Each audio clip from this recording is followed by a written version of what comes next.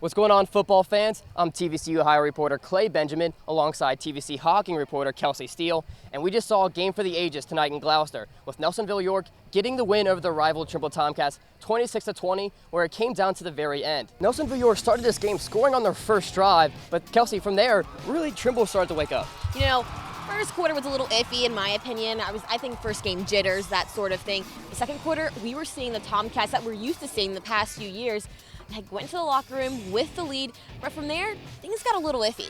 You know, Kelsi, you're exactly right. After scoring on their first drive, Nelsonville York really struggled on offense, and that was a big part due to the Trimble Tomcat defense. But in the locker room, Coach Boston must have said something, because Nelsonville York came out on fire in the second half. Well, I can't really tell you what we told them, but we had to step it up. You know, we weren't playing with a whole lot of energy, and we were playing tired. You know, we had to wake them up a little bit, and I think we did. And well, whatever Coach Boston said at halftime really worked, because his team came out looking like a brand new team in the second half. And kudos to whatever Coach Boston said in the locker room. Whatever he did, it surely worked.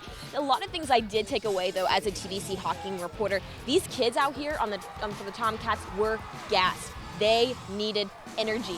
And I think maybe 4, 5, 6 times we had guys down on the field, and that's just something we're not used to seeing from these Trimble Tomcats. As the season goes on, that's a bit of a worry to me. They're not as deep as years past, and that can go to bite them later in the season. Another thing that really stuck out to me is that offensive line. They lost some key guys in Micah Couch and Tanner Coons, and I can't help but see that go unnoticed tonight. They were not as confident, they were not as energetic, and it worries me that they're not going to be able to get justice through those seams the way they would really like to.